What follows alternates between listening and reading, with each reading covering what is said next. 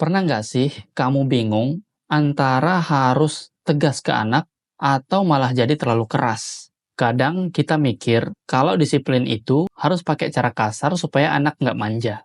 Tapi bener nggak sih cara kayak gitu?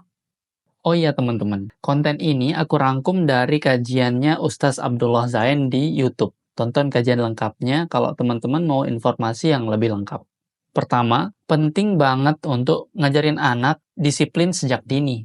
Tapi, disiplin itu bukan berarti kita harus keras atau kasar. Masih banyak orang tua yang belum bisa bedain antara tegas dan keras. Tegas itu penting, tapi kalau udah masuk kekerasan, justru bisa berdampak buruk ke anak.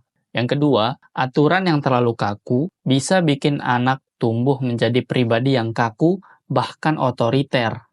Kalau setiap kesalahan kecil selalu dihukum dengan keras, maka anak akan jadi takut, bukan menghormati orang tua. Bahkan, ada yang tumbuh besar menjadi orang yang susah tersenyum dan nggak bisa santai dalam hidupnya. Ketiga, tegas itu bukan berarti harus membentak atau memukul. Contohnya, kalau anak minta sesuatu yang kita sebagai orang tua tahu itu nggak baik untuk dia, cukup kita katakan tidak.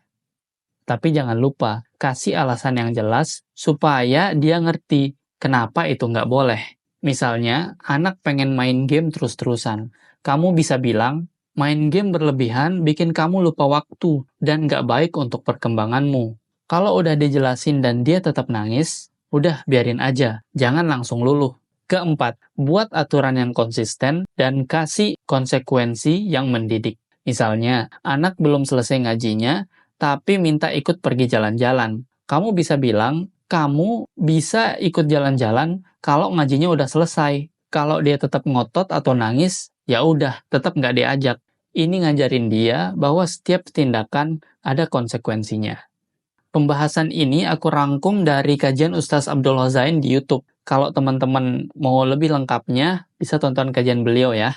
Kesimpulannya, tegas itu penting, tapi nggak harus dengan kekerasan. Kasih aturan yang jelas, jelasin alasannya, dan jangan gampang luluh kalau anak mulai nangis. Setuju nggak teman-teman? Tulis pendapatmu di komen. Dan jangan lupa follow akun ini untuk tips-tips parenting berikutnya biar kita bisa sama-sama belajar.